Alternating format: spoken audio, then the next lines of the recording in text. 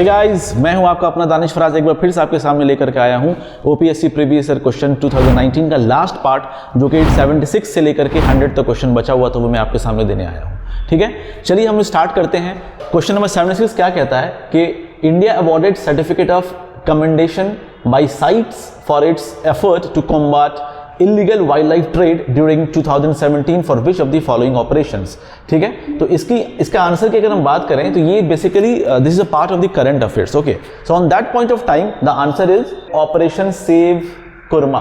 ठीक है, अब हम लोग चलते हैं कि इसमें जो वर्ड दिया हुआ ना उसका क्या क्या importance. This is sites, convention on international trade off endangered species. जो ये साइट्स है ये बना कब था हम देखेंगे। दिस इज एस्टैब्लिश हुआ था 1963 में और इन्फोर्स हुआ था 1975 में। अच्छा, अब इस साइट्स को एडमिनिस्टर कौन करता है, तो हम देखेंगे कि भाई इस साइट्स को एडमिनिस्टर्ड बाय यूनेप। ठीक है, अब ये यूनेप जो है ना, इसका हेडक्वार्टर जो है केन्या नैरोबी के अंदर आपको मिलेगा। अच्छा, इसके अलावा ये ऑपरेशन सेव कुरमा जो है ना, ये बेसिकली टटल से जुड़ा हुआ, और टटल में हम लोग बड़ा ही फेमस है, उड़ीसा से ताल्लुक रखता है खासतौर से। जैसे ओलिव रिडले टटल जो है, गंजाम कोस्ट, ऋषिकुल्या रिवर। ठीक है, याद कर लीजिए इस चीज को, बड़ा आसान है, ओलिव रिडले टटल। ठीक है, इसको ये कहां पे हम लोग इसको मास नेस्टिंग होता है नॉर्मली, गंजाम कोस्ट। वहां पे जो रिवर है क्या बोलते हैं हम लोग इसको, ऋषिकुल्या रिवर। अच्छा, और ये ओलिव रिडले टर्टल के जो मास नेस्टिंग जो प्रोसेस वहां पे जो होता है उसको एक नाम दिया गया, उसको बोलते हैं हम लोग अरीबादा। क्या बोलते हैं हम लोग, अरीबादा। ठीक है, now this is some explanation about the olive ridley turtle. लेकिन यहां पे हम क्या बोल रहे हैं, ये ऑपरेशन सेव कुरमा के बचाने के ऊपर जो टर्टल्स के ऊपर काम किया गया था ना, उसके लिए अवार्ड दिया गया था। ठीक है, अच्छा, इसमें एक और चीज यहां पे हम याद देखेंगे कि wild life crime control bureau, जो कि एक स्टैट्यूटरी बॉडी है और 2006 में इसका एस्टैब्लिश हुआ था। ठीक है, चलते हैं नेक्स्ट स्लाइड के ऊपर। इंडियाज फर्स्ट कंजर्वेशन रिजर्व, देख लीजिए आप, यहां पे कीवर्ड क्या है हमारा, conservation reserve for black buck. ठीक है, will come up in which city, तो उस वक्त जो आंसर है हम देखेंगे दैट इज इलाहाबाद, उत्तर प्रदेश की तरफ। अच्छा, अब ये ब्लैक बक को एक बार दिखा देते, क्या है ये ब्लैक बक है क्या, देख लीजिए ये है ब्लैक बक। अच्छा, जब ब्लैक बक आप देख रहे हैं ना, तो इसको एंटीलोप भी हम लोग यूज करते हैं, इसको एंटीलोप भी बोलते हैं इसको। अच्छा, ये देखिए यहाँ इसके आसपास जो सराउंडिंग्स है ना, वो कोई बड़े बड़े ट्रीज नहीं है, तो हम कह सकते हैं कि ये थोड़ा सा ग्रासलैंड की तरफ रहता है, आइए हम इसका स्टेटस देख लेते हैं। सबसे पहले देख लीजिए इस ब्लैक बक का जो वाइल्ड लाइफ प्रोटेक्शन स्टेटस क्या है, तो हम देखेंगे ये शेड्यूल्ड 1 में है। ठीक है, वाइल्ड लाइफ प्रोटेक्शन एक्ट 1972 के अंदर, प्लस IUCN के स्टेटस में, यानी इंटरनेशनल यूनियन ऑफ कंजर्वेशन, इसमें ये जो है लीस्ट कंसर्न है, मतलब ये अभी भी इंडेंजर्ड नहीं हुआ है, लीस्ट कंसर्न है। और IUCN की बात करें तो इसका हेडक्वार्टर है ग्लैंड, स्विट्जरलैंड की तरफ है, और ये बना था करीब 1948 के अंदर। ठीक है, प्लस हम देखेंगे साइट्स जो अभी हम बात की हैं, ये साइट्स जो है ये अपेंडिक्स 3 के अंदर इस एनिमल को डाला गया है। ठीक है, नाउ अब आपको याद रखना है कि ये स्टेट एनिमल डिक्लेयर हुआ है पंजाब, हरियाणा एंड आंध्र प्रदेश का, ये आपको याद रखना है। प्लस इसकी ब्लैक बक की हैबिटेट क्या है, तो अभी मैंने बोला कि ये grassy plains, thin forest areas में इजीली अवेलेबल पाए जाते हैं। प्लस इसके अलावा हम देखेंगे कि अलग से प्रोटेक्टेड एरियाज जो है, जो यहाँ पे ब्लैक बक पाया जाता है, इसमें से नाम आएगा आपको गिर नेशनल पार्क गुजरात में, Kaimur wildlife sanctuary Bihar में, Kanha national park Madhya Pradesh, Ranthambore national park Rajasthan, Ranebennur black buck sanctuary Karnataka, ये देख लीजिए एकदम स्पेसिफिक है, Ranebennur black buck sanctuary Karnataka, Vallanadu wildlife sanctuary Tamil Nadu. ठीक है, तो ये कुछ इंफॉर्मेशन है। प्लस उड़ीसा में ब्लैक बक कहाँ पे मिल रहा है आपको, खास तौर से ये फेमस है Balukhand Konark wild life sanctuary. ये आप कमेंट में बताएंगे कि ये किस डिस्ट्रिक्ट में पड़ता है।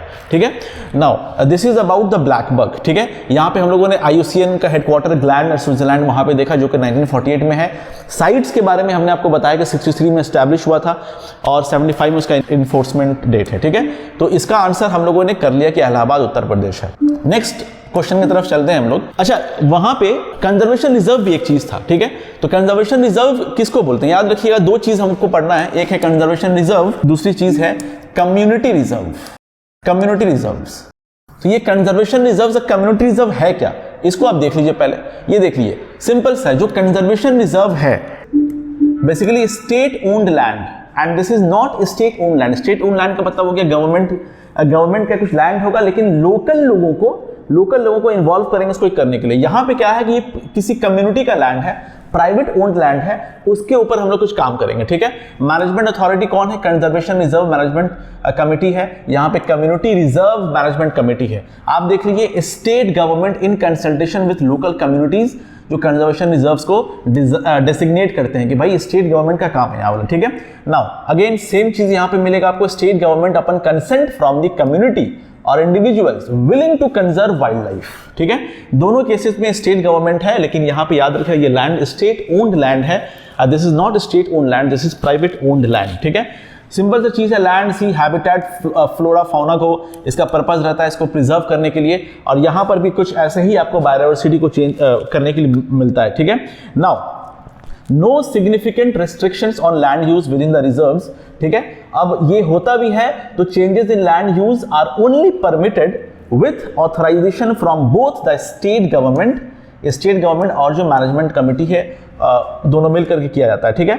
और ये डेटा अभी फिलहाल के लिए इग्नोर कीजिए नॉर्मली, तो आपको सब समझना है कि भाई कंजर्वेशन रिजर्व्स और कम्युनिटी रिजर्व्स भी कुछ है, ठीक है। और ओडिशा में जो हम बोलेंगे कि कंजर्वेशन रिजर्व्स है वो है बद्रमा wildlife sanctuary community reserves. आपको बताना है ओडिशा में कम्युनिटी रिजर्व्स कहाँ पे है और किस किस जगह में है, इसके बारे में आप देख के जरूर जाइएगा, ठीक है। इसका आप चाहे तो स्क्रीनशॉट ले सकते हैं, यहाँ पे आप देख लीजिएगा इस चीज को, और इसका भी स्क्रीनशॉट आप ले लीजिए तो अच्छा रहेगा कि आपको पता हो कि भाई कंजर्वेशन रिजर्व्स और कम्युनिटी रिजर्व्स क्या है, ठीक है। हम चलते हैं नेक्स्ट क्वेश्चन की तरफ।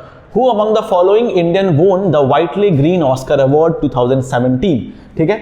अच्छा, अब इसका क्वेश्चन की बात करेंगे तो इस वक्त ये करंट अफेयर्स है, it is a part of current affairs. उस वक्त इसका आंसर है संजय गुब्बी, लेकिन हमको ये याद नहीं करना आज के दिन में। क्यों? क्योंकि हमें अभी 2024 के एग्जाम देना, तो हम देखेंगे कि भाई ये व्हाइटली ग्रीन ऑस्कर अवार्ड 2024 में किसको मिला है, ठीक है। तो 2024 की बात करेंगे तो हम देखेंगे डॉक्टर पूर्णिमा देवी बर्मन को मिला है। किसको मिला है? डॉक्टर पूर्णिमा देवी बर्मन को मिला है। अब याद रखिएगा, ये व्हाइटले अवार्ड जो है ये ग्रीन ऑस्कर इसको कहा जाता है। ये बहुत इंपॉर्टेंट आपके लिए एमसीक्यू है, ये ग्रीन ऑस्कर इसको कहा जाता है, ठीक है। प्लस ये किस चीज के लिए मिला है? ये हरगिला बर्ड्स के लिए। ये जो है ना, याद रखेंगे इस चीज को, हरगिला बर्ड्स के को कंजर्व वगैरह करने के लिए जो है इसके ऊपर इनको मिला गया है, ठीक है। तो this is about the current affairs, but the latest information is that who got the Whiteley Green Oscar Awards in 2024. This is Dr. Purnima Devi Burman. Okay. Now heading towards next question. Which is the greenest state of India? Now, greenest state of India, the answer is Mizoram. अब ये आपका answer हो गया, ठीक है। अब देखेंगे कि अदर ऑप्शन के साथ हम लोग और क्या क्या इंफॉर्मेशन देख सकते हैं। अदर देखेंगे हम कि भाई सिक्किम जो है, सिक्किम के जो हाईएस्ट हम देखेंगे कंचनजंगा यहाँ पे मिलेगा आपको, कंचनजंगा मिलेगा आपको, ठीक है। प्लस आसाम को जो हाईएस्ट पीक है वो बरेल रेंज थुमजांग में मिलेगा आपको। आसाम को जो हाईएस्ट पीक है उसका नाम है थुमजांग, जो कि बरेल रेंज की तरफ मिलता है। सिक्किम का हमने बताया आपको कि भाई कंचनजंगा है। Land of rising sun Arunachal Pradesh को कहा जाता है, साथ ही साथ लैंड ऑफ द डाउन भी कहा जाता है, ठीक है। और अरुणाचल प्रदेश के हाईएस्ट पीक जो है वो है कांगटो, ठीक है।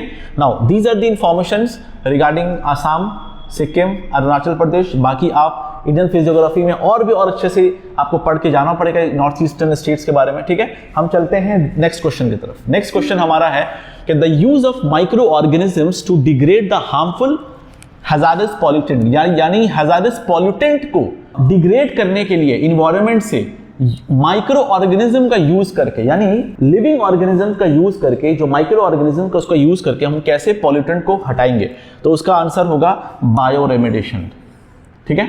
बायो रेमेडिएशन, ये बात याद रखिएगा, बहुत ही इंपॉर्टेंट है ईवीएस के पॉइंट ऑफ व्यू से। प्लस बायो रेमेडिएशन के अलावा कुछ और टर्म्स है जो मैं आपको बताना चाहता हूं, जैसे बायो एक्यूमुलेशन, बायो मैग्निफिकेशन। अच्छा, अब ये क्या है? What is bio accumulation?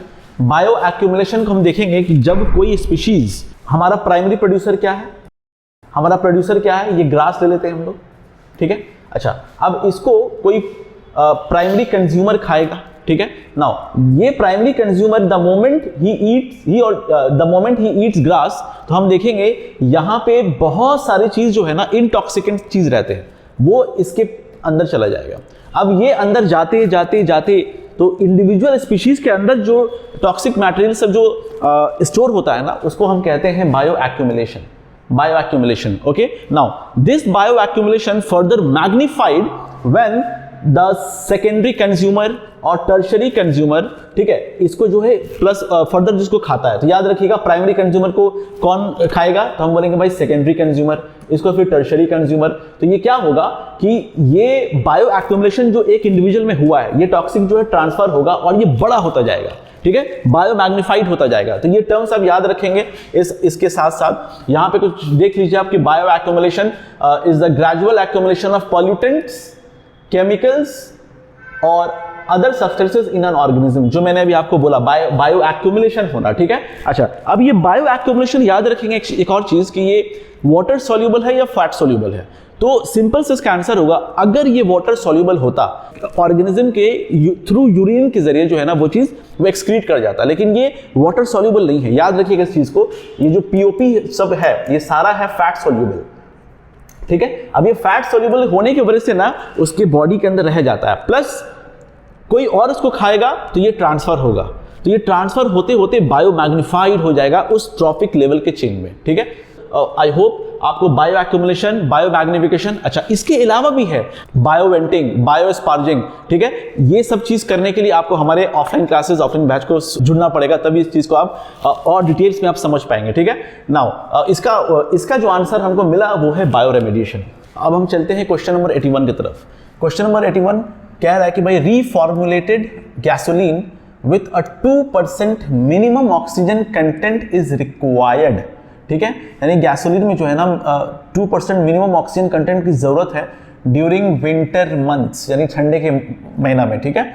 अच्छा, in non attainment areas for carbon monoxide, now which of the substances list below may be added to fuel. यहाँ पे बेसिकली तेल के अंदर कुछ डालने की बात हो रही है।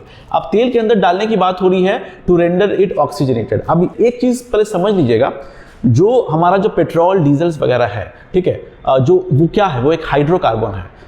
प्रॉब्लम क्या होता है ना कि हाइड्रोकार्बन जो है ना कंप्लीट कंबशन नहीं करता है।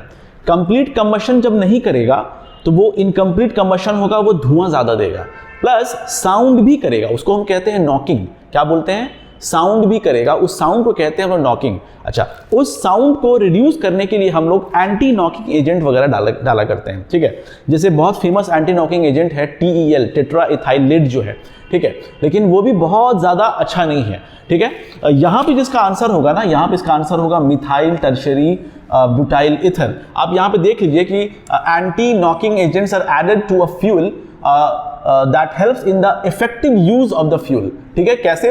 Prevention of the knocking sound. अभी मैंने बोला जब कंप्लीट कंबशन नहीं होता है तो साउंड करता है, तो वो साउंड ना हो उसके लिए एंटी नॉकिंग डालेंगे, ठीक है। तो ये सब चीज क्या है? एक एंटी नॉकिंग एजेंट है, ठीक है। Now when the fuel in the engine of any vehicle is not properly subjected to combustion, then it produces the knocking sound, जो मैं अभी आपको बता रहा था, ठीक है।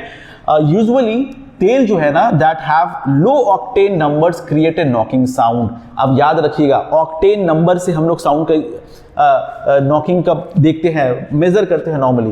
क्या है कि अगर कम ऑक्टेन नंबर होगा तो उसका साउंड ज्यादा होगा, यानी higher octane number is good. याद रखिएगा, higher octane number is good, ठीक है।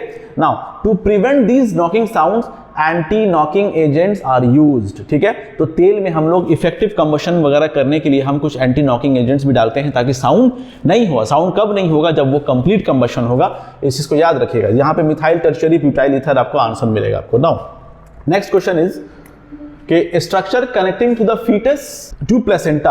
अब ये देख लीजिए, this is your basically women के वोम में जो एम्ब्रॉयो होता है, ठीक है, दिस इज बेसिकली एम्ब्रॉयो, ठीक है। अब ये है आपका प्लेसेंटा। अब इस प्लेसेंटा में देखिए ये जो पार्ट है ना, ये जो पार्ट है दिस इज कॉल्ड उम्बिलिकल कॉर्ड। अब क्या फीटस और प्लासेंटा से कनेक्ट है, देखिए फीटस और प्लासेंटा से कनेक्ट है। ये अपना पूरा जो भी गैसेस एक्सचेंज होता है, जो भी न्यूट्रिशन अगर चाहिए होता है तो उम्बिलिकल कॉर्ड के थ्रू जो है ना ये मिलता है। प्लस इसमें और वर्ड देख लीजिए, यहाँ पे आंसर क्या है, उम्बिलिकल कॉर्ड। इसमें एमियन भी है, कोरियन भी है, ठीक है। देखिए एमियन, अब ये जो एमियन है दिस वन इज योर एमियन, और इसके ये जो बेबी है ना, ये जो एम्ब्रॉयो है, इसके अंदर ये फ्लूइड है, इसको बोलते हैं एमनियोटिक फ्लूइड। ये एक्सटर्नल कोई जर्क से जो है प्रोटेक्ट करता है, याद रखिएगा। ये एमियन जो है इनर है और कोरियन इसके ऊपर है, ठीक है। Korean, amnion, this is yolk sac, this is umbilical cord, this is placenta and this is overall uterus। तो आप ये याद रखिएगा। तो सिंपल सा चीज है कि फेटस और प्लासेंटा से कनेक्ट क्या है, वो umbilical cord है। amnion इनर प्रोटेक्टिव, ठीक है, ये फ्लूइड है amniotic फ्लूइड। कोरियन आउटर जो प्रोटेक्शन दिया जाता है यहाँ पे, ठीक है। Now heading towards next question, the international yoga day is celebrated on 21 जून, इसको भी याद कर लीजिएगा, ठीक है। ये बड़ा इजी है। प्लस 5 जून को जो है वर्ल्ड इन्वायरमेंट डे मनाया जाता है, जो मैंने क्वेश्चन नंबर 4 में ऑलरेडी इसका थीम वगैरह जो है आपको डिस्कशन कर रखा है, ठीक है। तो मैं ये करंट अफेयर्स का पार्ट है, ये स्टैटिक जीके का भी पार्ट है, आप देख लीजिएगा normally. Now coming towards hepatitis. अब हेपेटाइटिस जो है ये किस तरीके का डिजीज है। अब यहाँ पे देखिए protozoan disease, fungal disease, bacterial disease, यहाँ पे हम बात करेंगे। इसका जो राइट आंसर होगा वायरल डिजीज। आइए कुछ हम लोग डिजीज के बारे में देख लेते हैं जो आपको काम आएगा। This is disease caused by bacteria. अब ध्यान से देखिएगा, इसको आपको याद ही रखना होगा। पहले तो याद रखना बैक्टीरिया से होता है cholera, anthrax, diphtheria, leprosy, botulism, pneumonia, plague, syphilis, tetanus, trachoma, tuberculosis, typhoid. Even typhoid जो हो जाता है ना, that is bacteria. Whooping cough, ठीक है। अच्छा, अब वूपिंग कफ को पर्टुसिस बोलते हैं, ये भी याद रखिएगा ऐसे, ठीक है। नाउ अब ये यहाँ पे लिखा हुआ कि ये सब किसको अफेक्टेड करता है, कौन से ऑर्गन्स को अफेक्ट करता है। आप चाहें इसका स्क्रीनशॉट लेकर के इसको आप देख लें तुरंत कि भाई जैसे कि लेप्रोसी जो है स्किन को करता है, निमोनिया जो है लंग्स को पूरा करता है, प्लेग जो है होल बॉडी को करता है, या ट्रैकोमा आईज को करता है, ट्यूबरकुलोसिस जो है वो लंग्स को करता है, टाइफॉइड जो होल बॉडी को करता है, ठीक है। तो ये बैक्टीरिया का कुछ डिजीज का नाम है। नेक्स्ट हम चलते हैं वायरस की तरफ, ठीक है। अब वायरस में अभी हमने आपको बोला था कि भाई हेपेटाइटिस जो है वायरल यहाँ पे मिलेगा आपको, ठीक है। कॉमन कोल्ड, जो कॉमन कोल्ड हो जाता है देखते हैं हम लोग, वायरल की वजह से होता है, याद रखिएगा। अब वायरस का नेम भी यहाँ पे दिया हुआ है आपको, और ये रिस्पायरेटरी ट्रैक्ट को इफेक्ट करता है। राइनो वायरस, देख लीजिए, common cold, rhinovirus. Adenovirus infections, adenoviridae, ये वायरस का नाम है, कहाँ पे इफेक्ट कर रहा है, लंग्स और आइज के अंदर। फिर हर्पेस देख लीजिए स्किन के अंदर। Chicken pox, now chicken pox is also a virus, ठीक है। Mumps, measles is also a virus.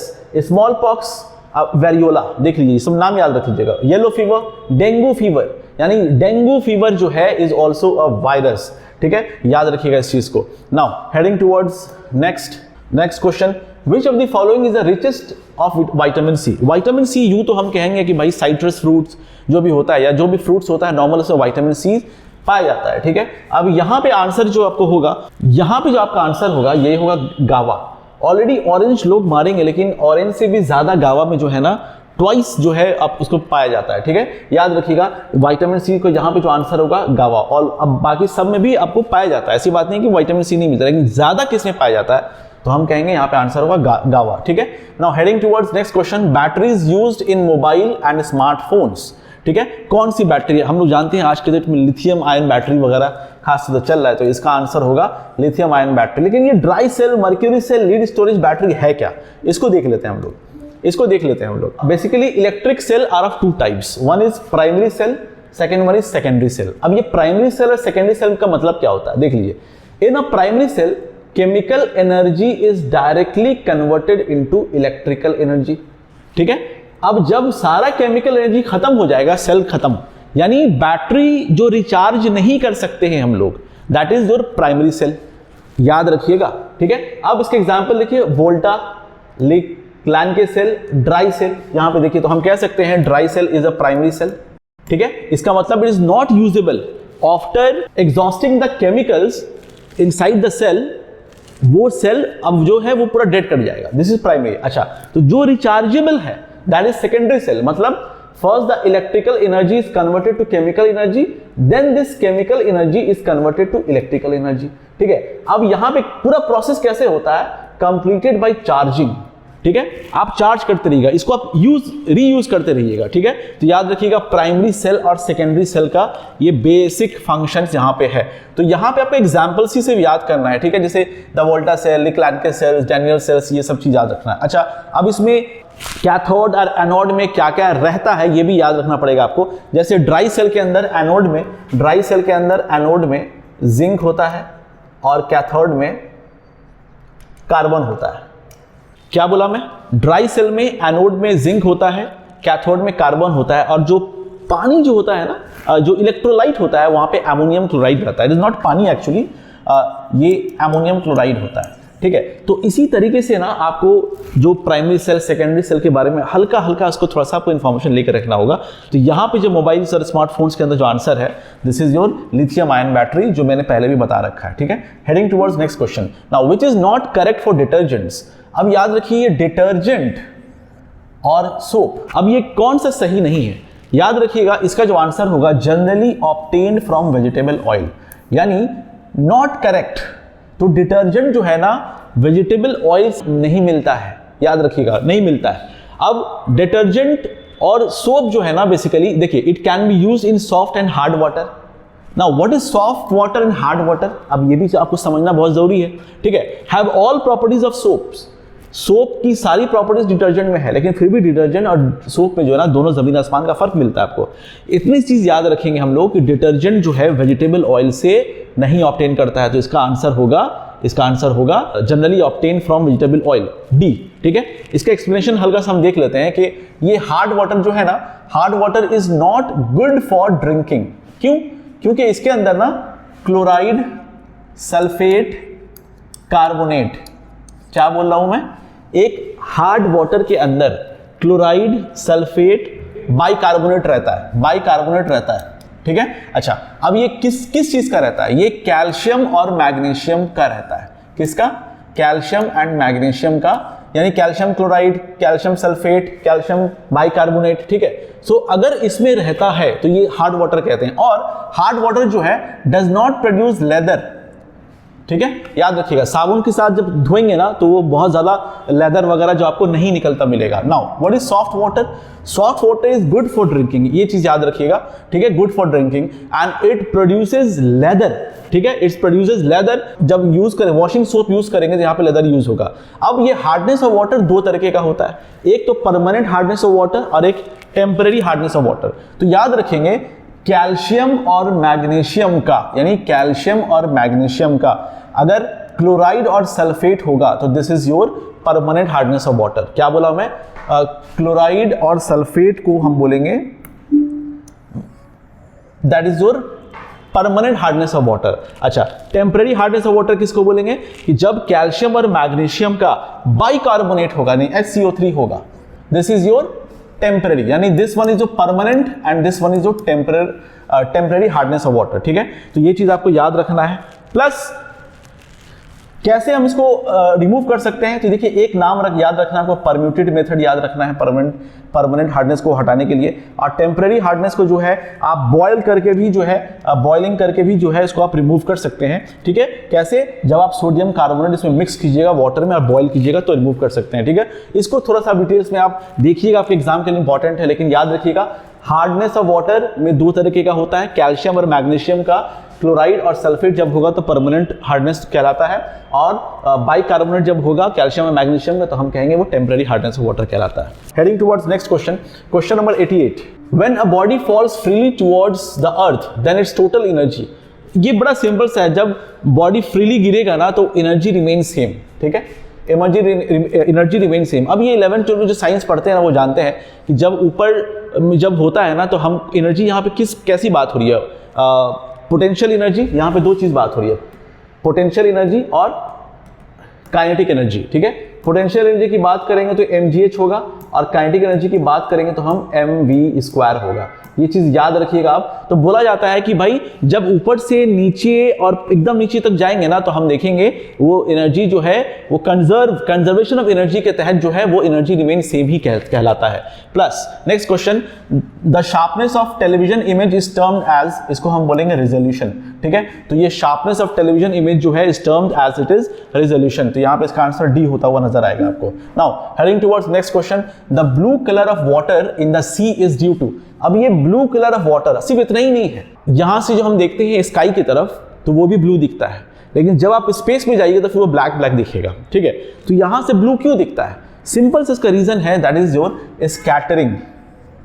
Scattering of blue light by water molecules, scattering है, ठीक है। अब यहां पे रिफ्लेक्शन वर्ड दिया हुआ। अब रिफ्लेक्शन क्या है?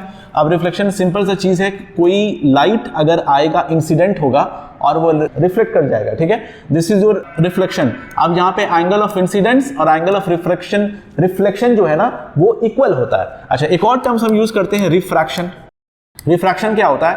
जब भी हम एक मीडियम से, यानी मीडियम 1 मीडियम 2, यहाँ पे हम कंसिडर करते हैं ये मीडियम एयर है और ये मीडियम वाटर है, तो जब भी हम इंसिडेंट लाइट पड़ेगा, ठीक है, एक हम नॉर्मल ड्रॉ करेंगे तो हम देखेंगे कि ये बेंड कर रहा है, ठीक है। तो ये जो है ना, ये चीज जो है जब एक मीडियम से, यानी लेस डेंसर, आपको समझिए ये लेस डेंसर है, एयर वाटर मोर डेंसर, तो हम देख रहे हैं क्या, बेंड कर जा रहा है, ठीक है। अब इसका बहुत सारे एग्जाम्पल है। आप जैसे कि एक टब लीजिए, एक टब में कॉइन रखिए, कॉइन देखिए तो आपको लगेगा कि यहाँ पे है लेकिन वो उस तरफ रहेगा। तो ऐसा जो एग्जाम्पल है ना, ये जो है, जो दिखता है पानी में अलग से, इसको बोलते हैं रिफ्रैक्शन, ठीक है। तो रिफ्लेक्शन देख लीजिए, रिफ्रैक्शन देख लीजिए, और एग्जाम के लिए भी रिफ्लेक्शन और रिफ्रैक्शन से क्या क्या एग्जाम्पल्स आपको मिलता है वो आपको देख के जाना होगा एग्जाम के लिए।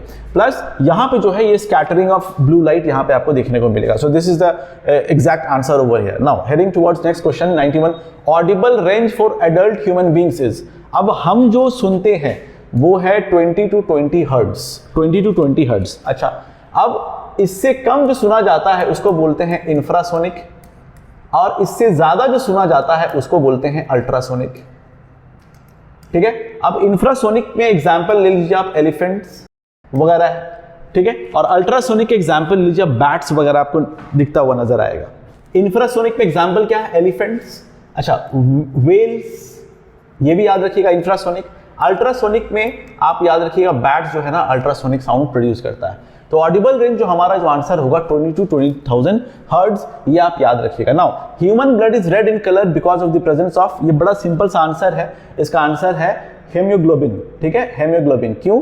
Haemoglobin in red blood cells, याद रखिएगा हेम। अब हेम जो है एक आयरन पिगमेंट है, अच्छा यहाँ पे एक वर्ड है ना हेमोसाइनिन, अब ये याद रखिएगा हेमोसाइनिन से जो ना ये ब्लू कलर आता है। अब ये किसी में है कि नहीं है तो आप देख लीजिएगा, प्रॉन में जो है ना वो हेमोसाइनिन रहता है, जो ब्लू कलर इसका दिखता है, ब्लू कलर का ब्लड आपको दिखेगा। तो याद रखिएगा हेमोग्लोबिन से आयरन है और हेमोसाइनिन से वो ब्लू कलर आपको दिखता हुआ मिलेगा। Now heading towards next question, now which of the following chemical is known as vitamin C. 93 number का आंसर होगा, बड़ा इजी है, ये है एस्कॉर्बिक एसिड। आप याद रखिएगा हमारे पास ADEK ये एक विटामिन का नाम है, प्लस बी कॉम्प्लेक्स वगैरह हम लोग देखते हैं। अब ए का क्या है? केमिकल नेम रेटिनॉल है। डी का क्या है? वो कैल्सीफेरॉल है। ई का क्या है? टोकोफेरॉल है। के का क्या है? फाइलोक्विनोन है। मैं बोल रहा हूं उसको समझ कर रखिए, मैं लिख नहीं रहा हूं यहां पे, ठीक है। मैं कह रहा हूं ए इज रेटिनॉल, नाइट ब्लाइंडनेस इससे होता है, ठीक है। डी से क्या है? कैल्सीफेरॉल, ठीक है। ई से क्या है? टोकोफेरॉल, इससे फर्टिलिटी के ऊपर इफेक्ट पड़ता है। के से क्या है? फाइलोक्विनोन, अब ये ब्लड कोआगुलेशन में हेल्प करता है। प्लस बी में देखेंगे हम लोग, B1 में देखेंगे हम लोग कि भाई B1 में है थायामिन, B2 में है राइबोफ्लेविन, B3 में है आपको नायासिन, ठीक है। B5 में है पैंटेथेनोइक एसिड, B6 में है पायरोक्सिन, B7 में है बायोटीन। मैं एक स्लाइड ले लेता हूं, पहले आपको समझा देता हूं। A retinol, D calciferol, E tocopherol, K phylloquinone. B में आते हैं B1 thiamine, B2 riboflavin, B3 niacin, B5 pantothenic acid, B6 pyridoxine, B7 biotin, B9 folic acid, B12 cobalamin. Now these are the names which you need to remember. ठीक है, आपको ये चीज याद रखना पड़ेगा जैसा कि यहाँ पे क्वेश्चंस में पूछ दिया है। तो विटामिन सी का हो गया हमारा एस्कॉर्बिक एसिड, ठीक है। अच्छा, प्लस ये लैक्टिक एसिड देख लीजिए, ठीक है। लैक्टिक एसिड हमको कैसे मिलता है? लैक्टिक एसिड जब हमको कुछ, अब याद रखिएगा कि हम टायर्ड जो हो जाते हैं ना, टायर्डनेस कुछ करते करते, वहां पे लैक्टिक एसिड बहुत ज्यादा हो जाता है, ठीक है। हमारे अंदर स्टोन कैसे हो जाता है? जब ऑक्जेलिक एसिड जब बहुत ज्यादा जमा हो जाता है ना, तो वहां पे हम लोग स्टोन्स वगैरह हमको दिखने को मिलता है, ठीक है। तो ये सब कुछ एमसीक्यू से आपको याद रखना। Plus saffron is obtained from A plants. अब ये कहां से मिलता है? स्टिग्मा एंड स्टाइल से मिलता है। अब ये स्टिग्मा एंड स्टाइल देख लीजिए कि एक फ्लावर में एंड्रोशियम, जाइनेशियम, कैलिक्स, कोरोला यहाँ पे मिलता है। अब देख लीजिए, कोरोला, कैलिक्स, ठीक है, एंड्रोशियम, जाइनेशियम यहाँ पे। अब ये चीज जो है ना, देखिए this one is your stigma और स्टाइल, ये वाला हमारा ओवरी यहाँ पे आपको दिखता हुआ मिलेगा, ठीक है।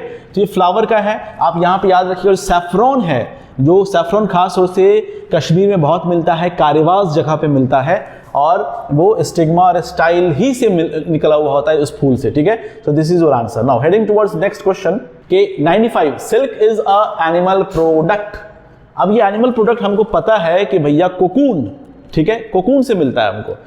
सिल्क हमको किससे मिलता है? कोकून से मिलता है। ये पूरा एक साइकिल है पूरा, ठीक है। आपको कुछ कुछ एमसीक्यूज यहाँ पे बताऊंगा, जैसे कि जब कोकून बनता है ना, कोकून बनता है और इसी कोकून में जो है ना थ्रेड आपको सिल्क का थ्रेड मिलेगा। अब वो जो फिलामेंट होगा, वो थ्रेड का जो फिलामेंट होगा, ठीक है, उसको हम लोग कहते हैं रीलिंग। उसको जब हम प्रोसेस को निकालेंगे ना, तो उसको हम बोलेंगे रीलिंग बोलेंगे, ठीक है।